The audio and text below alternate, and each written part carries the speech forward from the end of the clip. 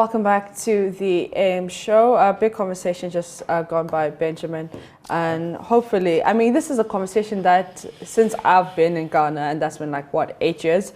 And we've been talking about it, so I can only imagine how long. Don't you worry, it's a conversation that has gone on for practically forever. It's the same thing with the floods. Every year, you can use your same script from last year or from like 5 years back, and it'll still be the same. Accra floods, plastic waste. Reminds me of the Canadian who was betting every year that Accra would flood, and the company had to cancel that bet. How terrible is that? How terrible is for someone to know that you're going to be so lethargic that every year Accra floods will trend. Yeah. You know, and as we speak of plastic, we cannot avoid speaking about flooding as well, because that is another consequence of our actions. But in any case, as you can see in our background, we're heading to Nigeria now to give you just a bit of insight into what has been happening from there. And so many scenes, in fact, ballot box snatching, resisting, vote counting, voting starting very late, the announcement of votes also, showing up very late or turning up very late, contrary to what the plan had been from the INEC. But there are lots of positives as well. The observer missions from the AU, ECOWAS, among others, also saying that largely this has been a free and fair enterprise, but it has been fraught with problems as well. So as you can see, or as we'll be getting to you shortly with our guests, it's a live update from the BBC in terms of the PDP, the Labour Party, and the APC. But the PDP and the Labour Party have called for a cancellation of results. The question is, why? We'll be getting details from Mayowa Tijani, who joins us on Zoom. He's a Nigerian journalist and fact checker. So what is fact and what is fiction? Mayowa, a very good morning to you. Good morning. Thank you for having me. Thank you for joining the conversation. Now, we just gave you that highlight, if you like, the PDP and the Labour Party. So we're talking about Atiku Abubakar and Peter Obi calling for a cancellation of the results. Can you give us a briefing on why this is happening?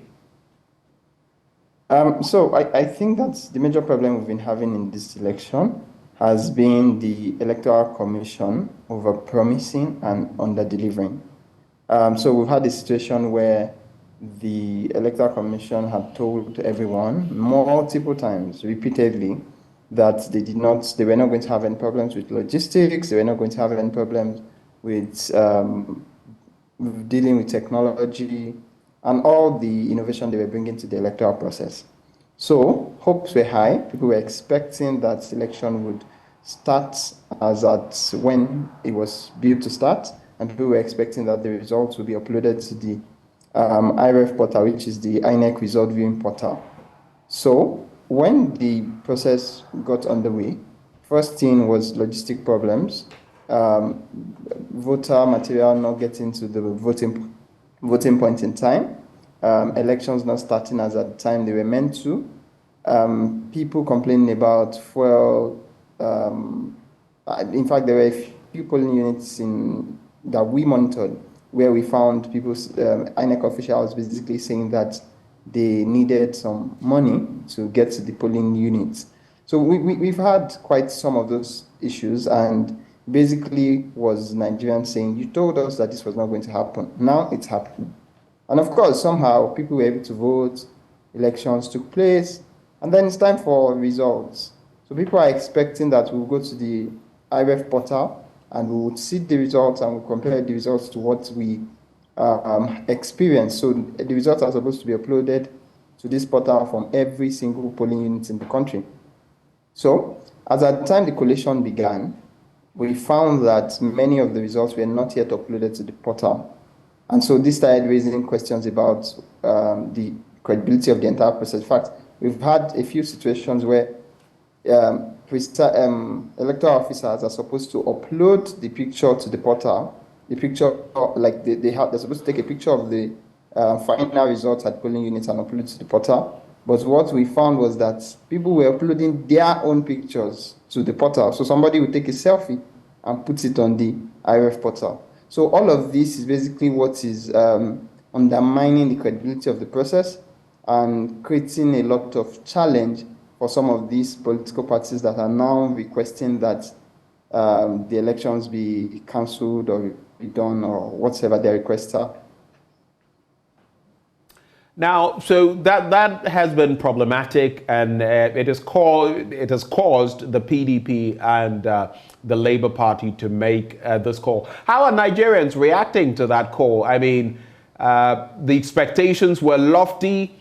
The delivery has not been as lofty. How are Nigerians reacting to that? And are Nigerians, by and large, those you may have interacted with, are they in agreement with this call for the results to be cancelled? I also premise that question on what Olusegun Obasanjo put together for President Buhari, his suggestions saying that he must step in, he must intervene because things are out of hand. How are they reacting? So I think that largely, most of the reactions you would get now will depend on what part of the divide you belong to. For example, if you're a supporter of the Labour Party, you will likely be asking that the elections be cancelled and be done. If you're supporting the PDP, that would likely be your position. But for the party that is currently seen to be winning, which is of course the president's party in this case, they've kept on saying that the elections have been fair, the elections have gone according to plan. There might be a few hitches here and there, but we can't, because of that, pour the entire thing away. So a lot of the reaction that we are getting is dependent on what part of divide the people belong to. And of course, the message that President Olusegun Obasanjo is sending is also not particularly out of place. It is expected, especially as the former president had at the beginning of the year endorsed Peter Obi of the Labour Party. So if that had not happened, if the endorsement did not come before now, it would have been speaking maybe as a non-partisan person in the whole electoral process. But you would admit he is not bound. He is not bound to think as the governing party would want, or he is not bound. He has a free mind and he can choose to support whom he likes. But in this instance, is that to say that the suspicion is that his thinking is partisan or biased in a way? Is that to say he cannot express his support for Peter Obi and yet realistically, as a former president, also say things are not going well, regardless of that? Of course, he's a free moral agent, and of course he can speak his mind on these matters. And of course, as he is known historically, the former president speaks his mind on virtually every national issue that is interested in, writes letters to the president, has been at loggerheads with the ruling party for a few years now. So yes, all of that is expected, and he can speak of the elections whichever way he sees it fit. But what I'm trying to say is that the interpretation of Obasanjo's letter and request at this time is being seen as partisan, even if he were not, because of the position he had held concerning these elections before. Maybe the APC had responded to him last night saying that he's basically planning a coup in a democracy. So you see, the conversation back and forth is more or less looking like a partisan conversation between a certain party and the ruling party. I think that, yes, the former president has the right to say all of the things he said. And of course, there are causes to worry about this particular electoral process because of some of the things we've seen. However, I'm just saying that the interpretation that the government, you could almost even say at this point in Nigeria that if former President Obasanjo goes to the right, the current president, Muhammadu Buhari, would definitely go to the left, because both of them have not seen eye to eye on many issues in the past couple of years. So that's what is playing out in this one too. Let's also look at the view of the ruling APC. What has been the reaction? We know that the current president, Muhammadu Buhari, has not spoken to the issues yet, but What has been the reaction of the camp of Bola Tinubu? What can you share with us on that? Yeah, so Bola Tinubu's camp is sort of, should I say, relaxed in a sense. They're seeing themselves as the guys coasting to victory. They're taking the opportunity to say that, oh, we should already be thinking about the next election, the gubernatorial election coming up in 2 weeks. There are people saying to Bola Tinubu himself that he should be preparing his acceptance speech. There are talks about, he even came out, I think it was yesterday, to say that you win some and you lose some. And he was speaking about Lagos in particular because he lost Lagos State, which happens to be a stronghold to Peter Obi. But then he was using the opportunity to say that the electoral process has been fair, in that if he could lose his stronghold, then that means that the process has been fair. So that everybody should come together and Nigerians should move on to like the next phase of this entire process. So his camp, clearly because they're winning, believe that the process has been fair, the process has been free, and that people should get ready to come together and work for a united Nigeria. Olusegun Obasanjo has suggested that if this situation, people are very unhappy, and if things don't go well, it could escalate into a crisis or chaos. What is the ruling administration considering what that could mean? And I'd also like to find out from you the cost of organizing another election, which is basically what the PDP and the Labour Party are calling for now, with the right metrics. So when the INEC says we're going to only use the biometric systems, that is the only ones that will apply, not manual systems. And also what Obasanjo is suggesting. What would that be for Nigeria? I mean, it may not, in the full stroke of what they are saying, be what they are asking for, but Obasanjo, for example, says that in those areas where there have been problems, something should be done. The elections should be held again for the biometric, details to be picked rather than the manual ones in those areas where there are problems, right? Yes. So what then are the options for Nigeria? Because if you're going to organize this again, it would come at great cost. Billions of naira were spent on this enterprise. Is Nigeria ready for that? I do not think that the country is ready for a second election, like another election, not a second election, but like another election in like doing the entire process all over again. One is going to cost a lot. This election particularly cost about, give or take, on the umpire's part, about 350 billion naira, which is almost, by official rates, which is almost some $800–700 million. So it's a lot of money. Elections in Nigeria are expensive. The political parties also spend quite a lot to campaign, to get people to come vote for them. And basically, elections in Nigeria is very expensive. However, there's the option. Nigerians, the government can consider to run some repeat of some elections in some of the places where there were challenges.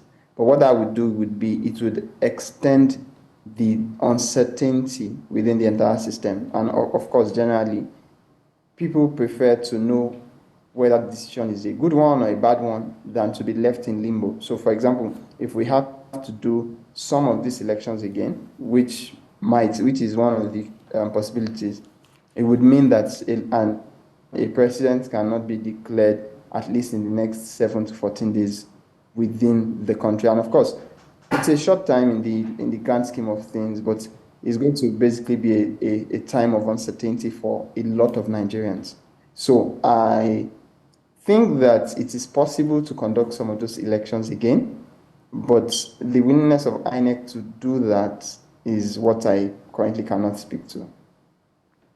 Let's talk about the low turnout. It's pretty stark, isn't it? The turnout has been some would describe absurdly low, looking at the numbers that were expected to turn out. Some 93 plus million, some 84 million that were really expected to vote. But the numbers that have trickled in have not been encouraging at all. What is the rhetoric on that? What are people talking about? Is it apathy? It's actually sad that this election that the nation has basically waited for this long, that there's been so much enthusiasm, that there's been so much interest, that we are now having a situation where, as of this morning, all the votes put together are still shy of 20 million votes. So that is incredibly low. I don't think that in recent history that we've had it this bad. And one of the reasons for that is, one, voter suppression. There's been a lot of fear in the system that there will be violence. We had already seen a number of pre-election violence in some of the key states. And so this sort of puts fear in people to say, oh, okay, I'm not going out to vote. And there's been some situation where it's also about the credibility. So people saying that I got to my polling unit at 8:30 a.m. ready to vote. And by the time I got there, I found out that the officials were not yet on ground. I waited for 2 hours, 3 hours. They still didn't come. So I went back home. And of course, we had situations, we had some of the polling units where electoral officials were coming at 1 p.m., 2 p.m. In fact, there was one that past 3 p.m. People were voting into the night. So some people are interested and say, no matter what happens, I'm going to vote, I'm going to stay through the process. And there are a lot more people who believe like, I don't have time for this. If they cannot arrive at the stipulated time, then why should I trust this election? So some of those logistical challenges and voter intimidation and voter suppression is basically one of the reasons why we're having these really, really low numbers. Interesting dynamics there. Any other thoughts you'd like to share with us? With the results that have trickled in, though, so we know Lagos fell for the first time since this democratic endeavor in 1999. The ruling administration has always won Lagos, but this time Peter Obi snatched it from, well, right under the eyes of Bola Tinubu. But in other areas, we know Bola won in Ekiti, Badagry, other places. Badagry, of course, also part of Lagos. But tell us, what is it shaping up like in Nigeria currently, as far as you know it, with the latest votes? Is it still Bola Tinubu in first place, Atiku Abubakar, who has called for a cancellation of the results, in second, and Peter Obi in third? What are the dynamics? Break them down for us. Yes, that's what we're still seeing. Bola Tinubu is still in the lead by over votes, and Atiku Abubakar is right behind him. Then Peter Obi is shy of both of them with about 2 million votes, depending on which of the candidates. So I have a bit of an update. I have a bit of an update, if you could just confirm for me, because from what I'm seeing now, 25 out of 36 states from our research desk, Tinubu now has 7 million votes, which constitutes some 36% of the votes. Atiku has 6 million, which constitutes some 30 million, and 30%, I beg your pardon. And then Peter Obi has 3.8 million, constituting some 20%. And of course, this is just 25 out of 36 states, which would leave some 11 states to go. We all know that at least that person who comes up tops would also require, if not, there would be a runoff, would also require 25% of votes from 2/3 of the states. That is 24 out of 36 states. So that's the latest I have. Any add-ons? Yes, that's absolutely correct. Bola Tinubu, of course, is leading the polls now. But if he does not get the required 25% of votes in at least 25 states, he is not going to be declared president. So there will be a runoff. Now, one of the things that his party is particularly working hard at right now is to make sure that they hit that threshold. Because if they don't hit that threshold, if we go by the results we have right now, there will be a second election that will be between just 2 candidates. And in this case, it's likely, depending on the spread. Right now, Peter Obi is said to be leading in about 14 states. while Atiku Abubakar is said to be leading about 11 states. Now, the person who eventually leads in more states between the two of them would then have to go head-to-head with Bola Tinubu in what is referred to as the second election. Now, in this second election, one of the sentiments that we're getting within the country is that a lot of Nigerians would rally behind any of Peter Obi or Atiku Abubakar to defeat the ruling party candidate, which is Bola Ahmed Tinubu. So what they're trying to make sure happens right now is to make sure that they don't get to that position. They don't get to that point, because if they do, if you even look at numbers right now, of course, it's not going to be exactly like that, but if we look at numbers right now, Bola Tinubu has over 7 million votes. Peter Obi has 4.3 million votes. Atiku Abubakar has 6 million votes. Now, if one of Atiku Abubakar or Peter Obi were to run against Bola Tinubu in the second elections, most of their supporters would rally together and face the ruling party. So it would be a case where we are saying 6 million votes from Atiku, 4 million votes from Peter Obi. That's 10 million votes. That would be a lot over what Bola Tinubu currently has. But we cannot say for sure that, let's say, Atiku voters would vote for Peter Obi, or that Peter Obi voters would vote for Atiku if they were to face off with Bola Tinubu. But something else that I am curious about in this instance, did you suggest that, for example, Peter Obi could get less votes, but if he won more states than Atiku, for example, then he would go into a runoff with Bola Tinubu? Is that what you're saying? Yes, absolutely. So the way it's structured is that the candidate with the highest number of votes faces the candidates with the highest number of states. So even if there is a candidate in between both of them who has a lot more votes in less number of states, that candidate will be excluded from the second election. So and for now, the highest number of votes and highest number of states. Yeah. And for now, Peter Obi has won 14 states, and Atiku has won only 11. Now that would make it 25. How many states has Tinubu won?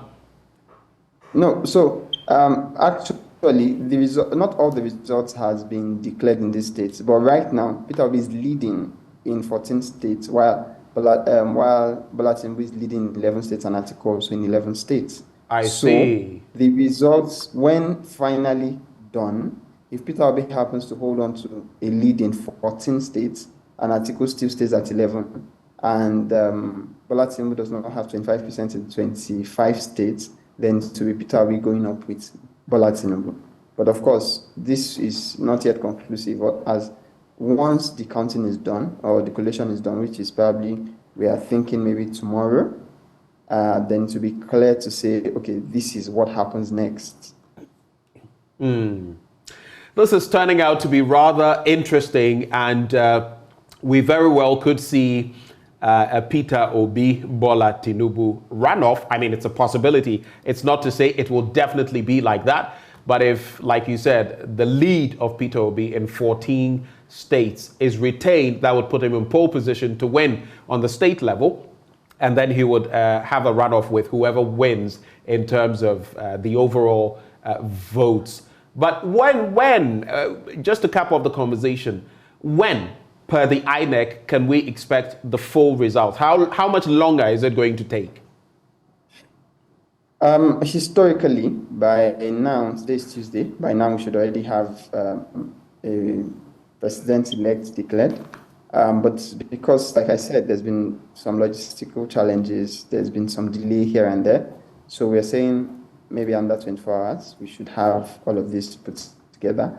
But worst case scenario, I think that by Thursday, we should have a firm conclusion on who the president-elect is, or if there would be a runoff. And of course, if there's going to be a runoff, it's going to happen within these 7 days after the announcement of the results from this first election. And I also would like to add that while it's not certain that all Peter Obi supporters would vote for Atiku, or all Atiku supporters vote for Peter Obi, naturally, from what the pollings have shown, for what the sentiment is in the country, people who voted for any of these candidates would vote again against Bola Tinubu if there were to be a second election. So you're basically saying that if there were to be a runoff, maybe we'll see less apathy, more people going to the polls to vote against Bola Tinubu. Yes, I'd say yes, that would happen. All right. Mayowa, we're so grateful. It's been very good interacting with you on the AM show. Thank you so much for your time. Mayowa Tijani there, a journalist and fact checker, joining us for the Nigerian